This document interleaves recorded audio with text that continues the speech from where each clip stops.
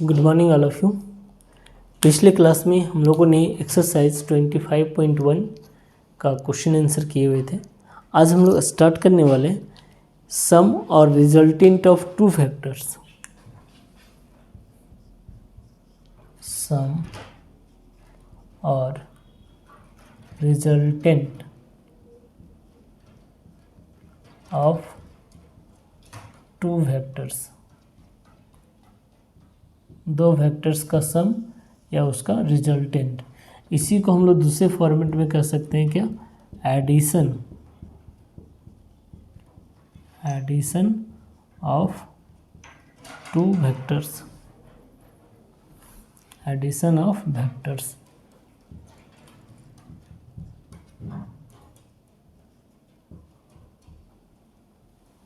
Vectors का addition, ठीक है।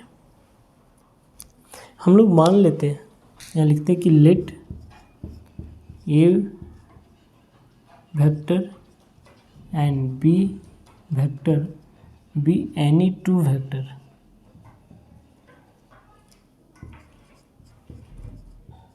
ये मान लेते हैं कि ए और बी क्या है, दो गिवन वेक्टर्स हैं, वेयर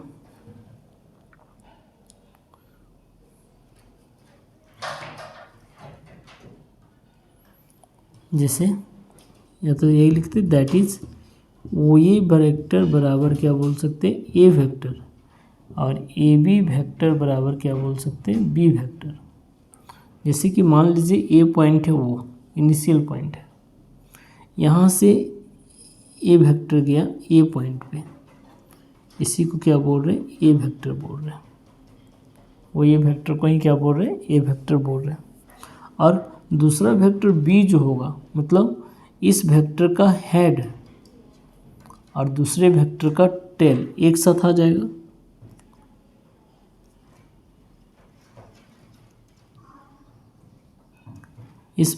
वो ए वेक्टर का हेड और ए बी वेक्टर का टेल दोनों एक हो जाएगा, तो ये बन जाएगा क्या, ये बन जाएगा बी वेक्टर। वो ये बन गया ए वेक्टर और ए बी बन गया बी वेक्टर, ठीक है। ए बी बन गया बी वेक्टर। अब यहाँ से ए, इसका इनिशियल पॉइंट ये हो गया, टर्मिनल पॉइंट बी हो गया। वो ए का इनिशियल पॉइंट वो हो गया, टर्मिनल पॉइंट बी हो गया। ए बी का इनिशियल पॉइंट ए हो गया, टर्मिनल पॉइंट बी हो गया। अब अगर वो को बी से ज्वाइंट कर दें, वो को बी से ज्वाइंट कर दें,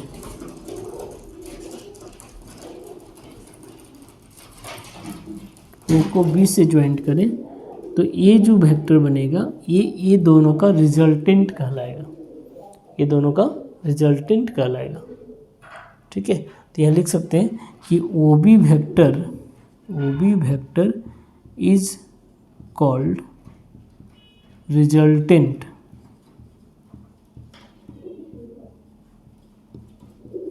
ऑफ ओ ए वेक्टर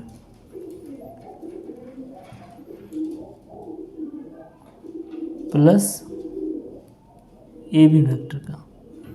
वो ए वेक्टर और ए बी वेक्टर का क्या कहलाएगा, ये रिजल्टेंट कहलाएगा।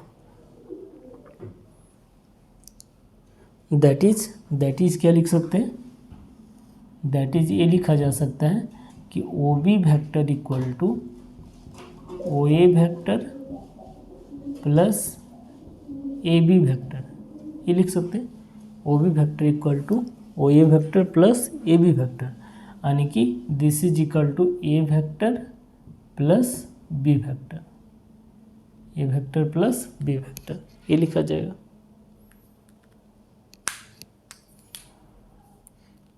इसी को हम लोग एडिशन ऑफ वेक्टर्स बोलते हैं, और इसी को हम लोग बोलते हैं ट्रायंगल लॉ ऑफ एडिशन। यहाँ लिख सकते हैं this is also known as, this is also known as triangle law of addition। इस रिजल्ट को एक और नाम से क्या जानते हैं, ट्रायंगल लॉ ऑफ एडिशन के नाम से जानते हैं।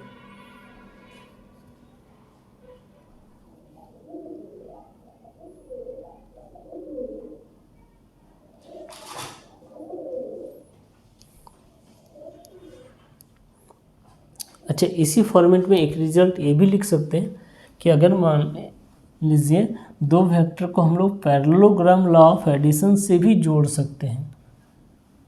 दो वेक्टर को हम लोग पैरेललोग्राम लॉ ऑफ एडिशन से भी जोड़ सकते हैं।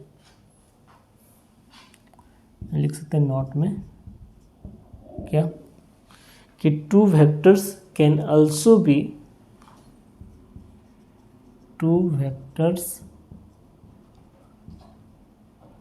can also be added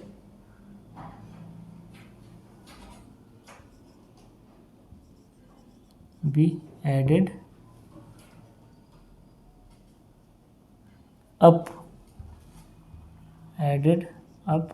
by parallelogram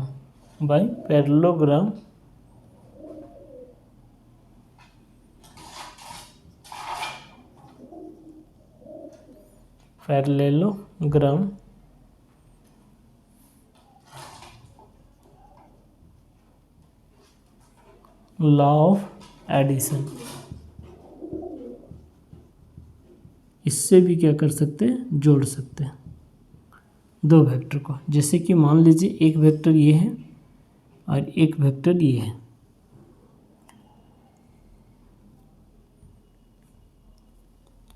एक वेक्टर ये है, इसका इनिशियल पॉइंट क्या था, वो इसका टर्मिनल पॉइंट ये और इसका टर्मिनल पॉइंट बी।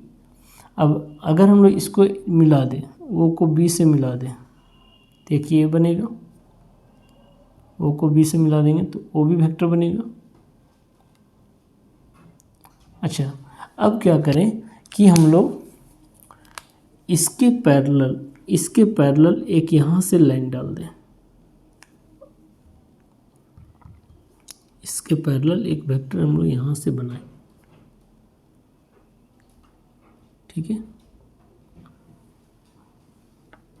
इसके पैरेलल और इसको ज्वाइंट करें इधर से, इसको ज्वाइंट करें इधर से, तो ये जो बी वेक्टर था ये क्या बन जाएगा, बी वेक्टर बन जाएगा। और ये जो ए वेक्टर था, ये बी वेक्टर था, तो इसका रिजल्टेंट क्या बना था, ए वेक्टर प्लस बी वेक्टर। तो अगर ये बी वेक्टर है तो ये भी बी वेक्टर हो जाएगा। ये पॉइंट को सी कर दे और इसका इधर से ए कर दे, तो हम लोग इधर से जोड़ेंगे या फिर इधर से जोड़ेंगे। तो हम लोग यहाँ कह सकते हैं फ्रॉम ओ बी वेक्टर बराबर क्या हो जाएगा इस केस में, O A vector plus A B vector, एक ये बनेगा। अच्छा, दूसरा क्या हो सकता है, ओ सी ओ बी वेक्टर बराबर क्या हो सकता है, O C vector plus C B vector हो सकता है। दोनों केस में रिजल्ट क्या बनेगा, सेम ही बनेगा। दोनों केस में रिजल्ट सेम ही बनेगा।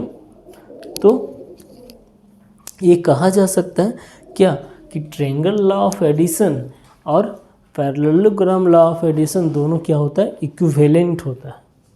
Triangle law of addition and parallelogram law of addition both भी इक्विवेलेंट। तो यहाँ लिख सकते हैं कि देन, इस फॉर्मेट से कह सकते हैं क्या कि therefore triangle law of addition, therefore ये कह सकते हैं क्या कि triangle law of addition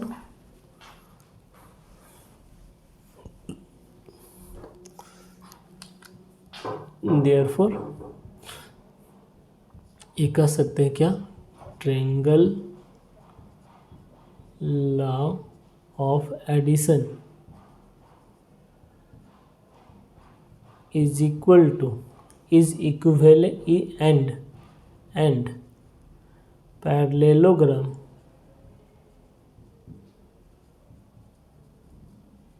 parallelogram law of addition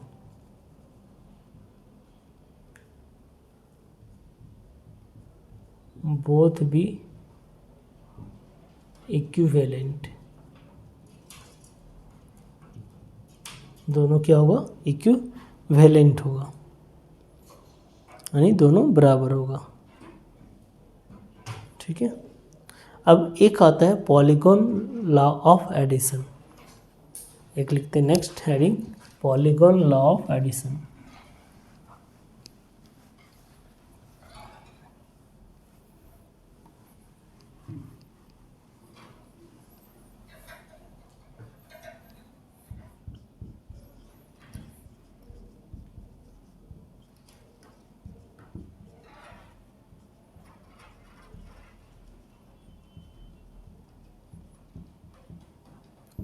polygon law of addition मतलब क्या होगा इसमें कि आपके साइड्स 2 से ज़्यादा होंगे, या ये कहें कि 3 साइड से हमेशा क्या रहेगा, ज़्यादा रहेगा, तो वो किस में चला जाता है, पॉलीगॉन में जाता है। वैसा शेप जिसमें हमेशा 3 साइड से क्या होंगे, ज़्यादा होंगे, वो क्या कहलाएगा, पॉलीगॉन कहलाएगा।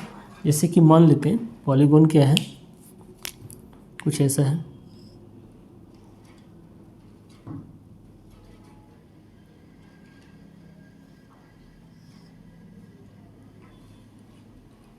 ऐसा कुछ है। ए पॉइंट को क्या बोल रही है, A B, A C, A D, ए ई और ये एफ, ऐसा कर रहे हैं, A B C D E और एफ।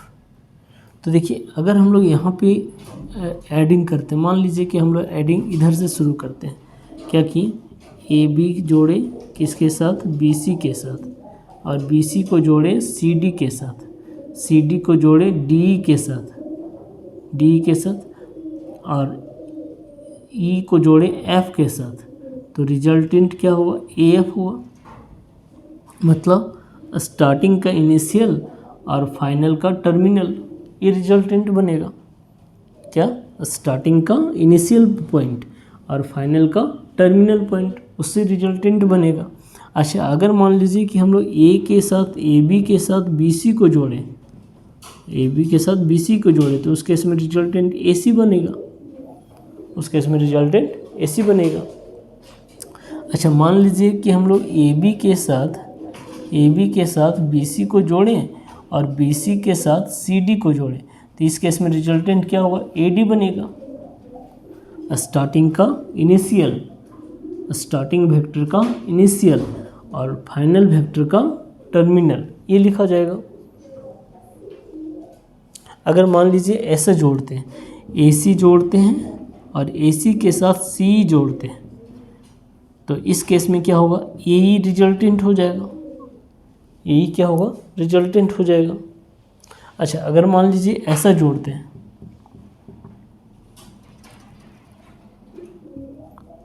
अगर मान लीजिए ऐसा जोड़ते हैं, A C plus C D plus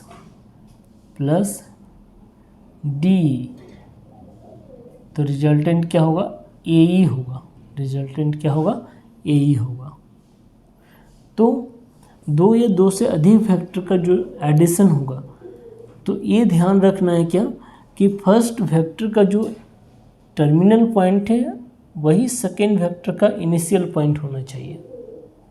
same second vector का जो टर्मिनल पॉइंट है वो थर्ड वेक्टर का इनिशियल पॉइंट होना चाहिए, यानी कि एक रेगुलर फॉर्मेट होना चाहिए, एक रेगुलर फॉर्मेट, या फिर ये कह सकते हैं क्लोज पाथ मिलने चाहिए, बाउंडेड पाथ मिलने चाहिए। बाउंडेड पाथ मिलेंगे तो रिजल्टेंट को हम लोग डिफाइन कर सकते हैं। रिजल्टेंट को हम लोग डिफाइन कर सकते हैं। जैसे कि अगर मान लेते हैं एक ट्रायंगल लॉ ऑफ एडिशन लेते हैं, ये पॉइंट है ये पॉइंट है बी, ये पॉइंट है सी, एक वेक्टर बना ए बी, एक वेक्टर बना बी सी और एक वेक्टर बना A C, A B plus B C plus A C. अगर यहाँ लिखें A B vector plus B C vector बराबर क्या होगा, ए सी वेक्टर हो जाएगा। लेकिन अब यहाँ पे देखिए ये रेगुलर चला गया, ए से स्टार्ट किया और फिर घूम के कहाँ पे चला गया, ए पे चला गया। तो इस केस में क्या बोलेंगे कि A B vector plus B C vector minus A C vector is equal to कितना, 0। A B vector plus B C vector minus A C vector is equal to 0। या तो इसी को क्या लिख सकते हैं, A B vector plus B C vector और माइनस ए सी को क्या लिख सकते हैं, प्लस सी ए वेक्टर लिख सकते हैं। क्योंकि सी ए वेक्टर में जब देखेंगे तो सी ए वेक्टर में सी क्या हो गया, इनिशियल पॉइंट हो गया, और ये क्या हो गया, टर्मिनल पॉइंट हो गया। ए बी वेक्टर जब देखेंगे तो ये इनिशियल पॉइंट है और बी क्या है, टर्मिनल पॉइंट है। बी सी वेक्टर जब देखेंगे तो बी क्या है, इनिशियल पॉइंट है, और सी क्या है, टर्मिनल पॉइंट है। बी सी वेक्टर में बी इनिशियल पॉइंट है और सी क्या है, टर्मिनल पॉइंट है। तो इस केस में क्या हो जाएगा कि अगर हम लोग ए बी के साथ बी सी को जोड़ेंगे तो रिजल्टेंट तो ए सी बनेगा, लेकिन यहाँ पे डायरेक्शन ए से सी की ओर नहीं है, यहाँ पे डायरेक्शन सी से ए की ओर है। तो सी से ए की ओर जो डायरेक्शन है वो माइनस ए सी के बराबर हो जाएगा। सी ए वेक्टर जो होगा, सी ए वेक्टर जो होगा वो किसके बराबर होगा, माइनस ए सी वेक्टर के बराबर हो जाएगा, और जिसके कारण से A B plus B C plus C A का रिजल्ट क्या हो जाएगा, 0 हो जाएगा। A B plus B C plus C A का रिजल्ट 0 हो जाएगा। नेक्स्ट अब हम लोग देखते हैं properties of vector addition. Properties of vector addition.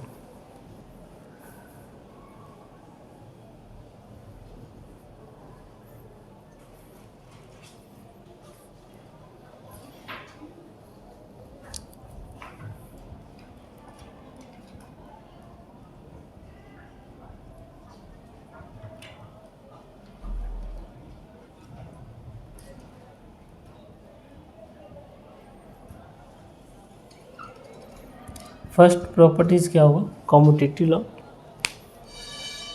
First properties होगा कॉम्यूटेटिव लॉ।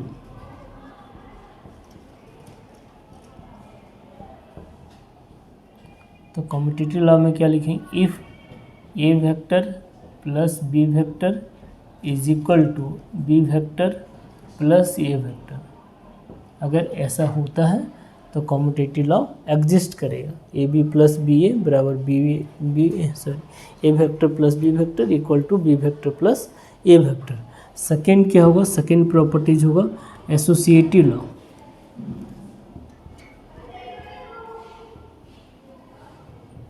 सेकेंड प्रॉपर्टीज होगा एसोसिएटिव लॉ।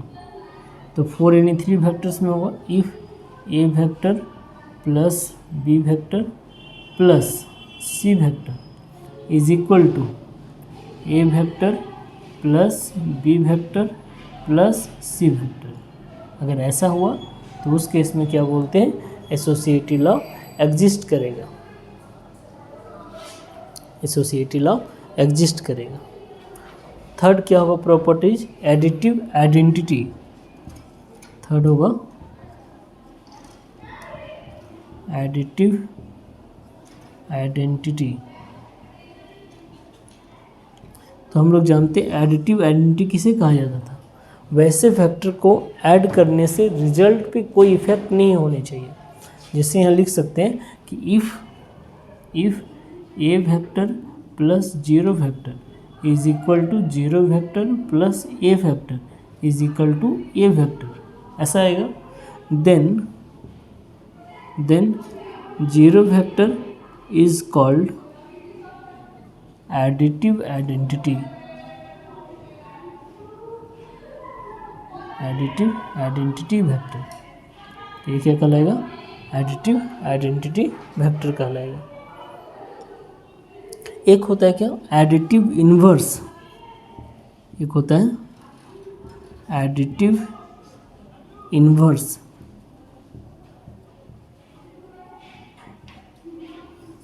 एडिटिव इन्वर्स में क्या लिखेंगे, if A vector plus any vector this is equal to 0 vector. किसी भी वेक्टर के साथ कौन सा वेक्टर जोड़ा जाए ताकि रिजल्ट क्या हो जाए, रिजल्ट हो जाए 0 vector.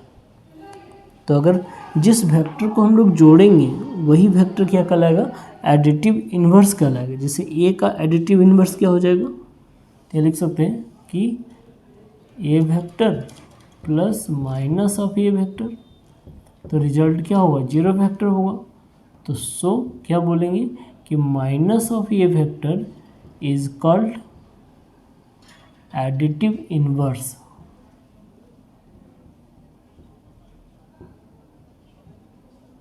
Additive inverse, minus of A vector क्या कहलाएगा, एडिटिव इनवर्स कहलाएगा। नेक्स्ट होगा डिफरेंट ऑफ टू वेक्टर्स। तो जनरली ये समझ लीजिए कि डिफरेंट, दो वेक्टर का डिफरेंट होता ही नहीं है, बशर्ते हम लोग उसको नेगेटिव एडिशन कर सकते हैं। दो वेक्टर का डिफरेंट होता नहीं है, तो हम लोग यहाँ लिखते हैं सब्ट्रैक्शन ऑफ टू वेक्टर्स, दो वेक्टर का subtraction.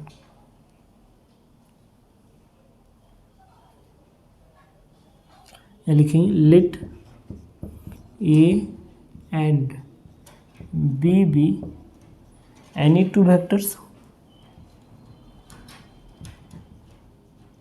Any two vectors, A and B be any two vectors, then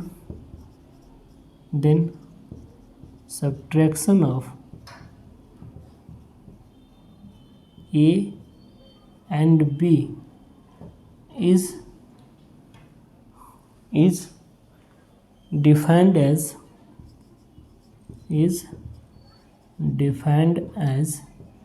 sum of A vector and minus of B vector। दो वेक्टर का सब्ट्रैक्शन मतलब sum of A vector minus of B vector. It is denoted by, और इसको denote किससे करेंगे, A vector minus B vector से, ये sense, ये रिजल्ट से डिनोट करेंगे।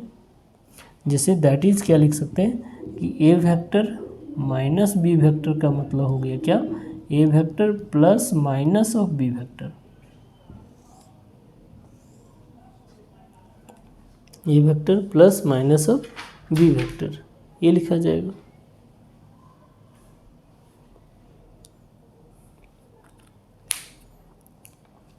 एक पॉइंट लिखते हैं, एब्सोल्यूट वैल्यू ऑफ मॉडुलस। एक पॉइंट आएगा क्या, एब्सोल्यूट वैल्यू ऑफ मॉडुलस।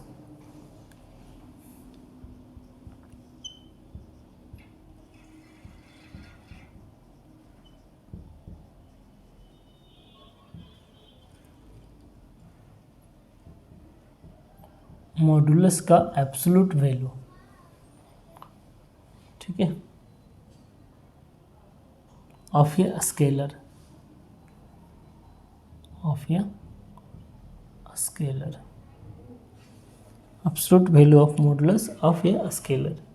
जैसे कि मान लेते कि let m is a scalar quantity,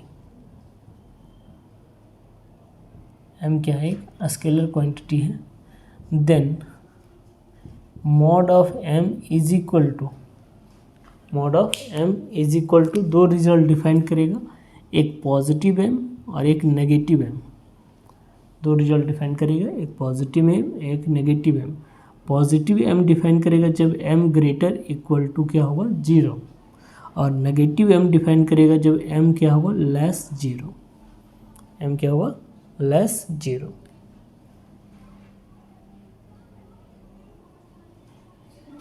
next होगा क्या,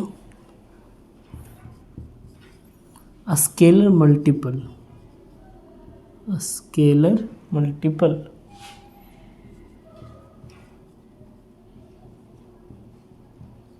of vector, scalar multiple of vector.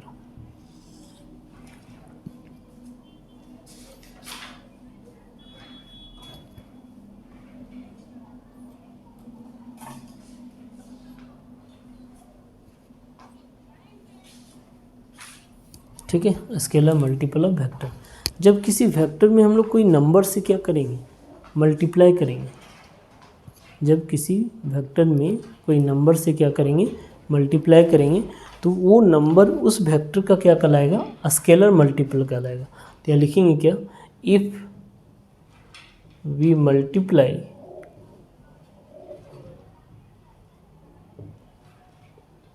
Bye k in given vector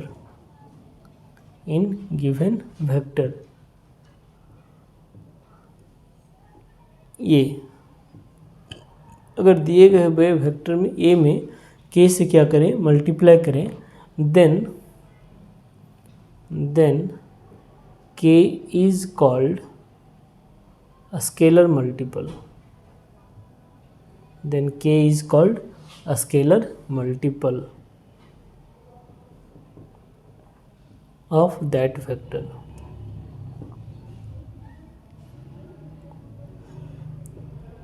उस वेक्टर का क्या कहलाएगा, वो स्केलर मल्टीपल कहलाएगा। जैसे फॉर एग्जांपल मान लेते कि ए वेक्टर दिया हुआ है, कुछ भी दिया हुआ है, तो के ऑफ ए क्या कहलाएगा, के ऑफ ए भी एक वेक्टर होगा, जहाँ पे के क्या कहलाएगा, स्केलर मल्टीपल कहलाएगा। के क्या कहलाएगा, स्केलर मल्टीपल कहलाएगा।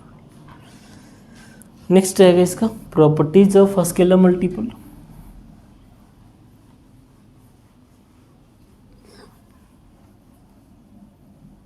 नेक्स्ट आएगा properties of scalar multiple.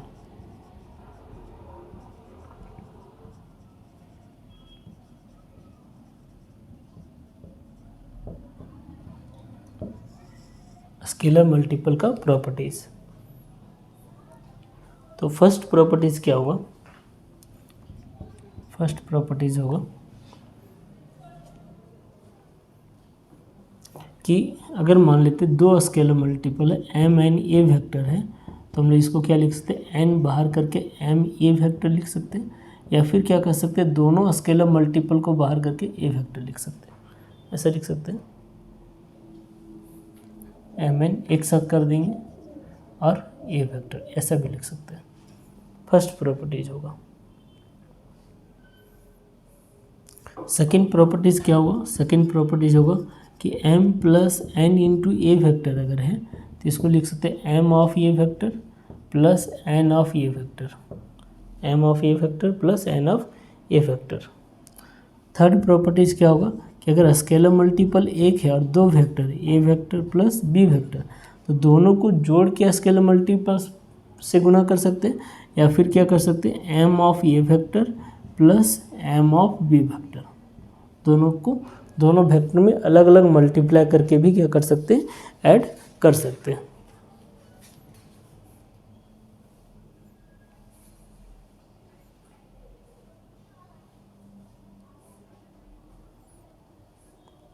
Next point में लिखते हैं नोट में क्या, टू वेक्टर्स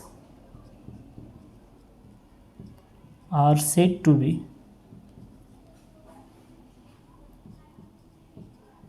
पैरेलल, या तो इसी को बोलते हैं कॉलिनियर। दो वेक्टर को न्यूमेरिकली कॉलिनियर कैसे बोलेंगे या पैरेलल कैसे बोलेंगे, ज्योमेट्रिकली तो हम लोग जान रहे हैं, ज्योमेट्रिकली पैरेलल कैसे बोलेंगे, चाहे डायरेक्शन अपोजिट हो या सेम हो, मैग्नीट्यूड अगर सेम हो रहा है तो दोनों आपस में क्या कहलाएगा, कॉलिनियर कहलाएगा, या उसी को पैरेलल बोलेंगे। न्यूमेरिकली कैसे बोलेंगे कि दो वेक्टर को कॉलिनियर या पैरेलल बोलने का कंडीशन क्या होगा कि एक वेक्टर को स्केलर मल्टीपल होना पड़ेगा दूसरे वेक्टर का, या तो फिर ए स्केलर मल्टीपल हो जाए बी का, या तो फिर बी वेक्टर हो जाए scalar multiple of A vector. अब इसमें दो केस हम लोग देख सकते हैं, जैसे कि अगर ऐसा हो सकता है कि एक का डायरेक्शन इधर है, दूसरे का भी डायरेक्शन इधर है, दोनों का डायरेक्शन क्या है, सेम है, तो यहाँ लिख सकते हैं। और दूसरा क्या हो सकता है, दूसरा हो सकता है कि दोनों का डायरेक्शन क्या हो, अपोजिट हो, दोनों का डायरेक्शन सेम भी हो सकता है और दोनों का डायरेक्शन अपोजिट भी हो सकता है। और डायरेक्शन सेम कब हो सकता है, डायरेक्शन सेम होगा जब लैम्डा जो स्केलर मल्टीपल है, यहाँ लिख सकते हैं स्केलर मल्टीपल लैम्डा अगर क्या हो, पॉजिटिव हो, लैम्डा पॉजिटिव होगा, इसका मतलब then direction is same, direction क्या होगा, सेम होगा। और अगर लैम्डा का जो साइन है वो अगर नेगेटिव है then direction is opposite.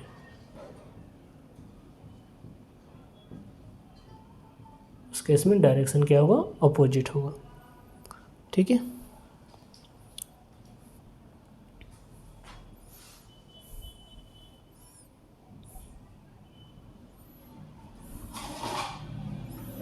Next आज हम लोग यहीं तक रखते हैं। नेक्स्ट क्लास में हम लोग लीनियर कॉम्बिनेशन ऑफ वेक्टर, फिर linearly dependent vector, linearly independent vector देखेंगे और पोजीशन ऑफ ए वेक्टर देखेंगे और फिर आगे इसका कंटिन्यू करेंगे। आज यहीं तक रखते हैं। Thank you.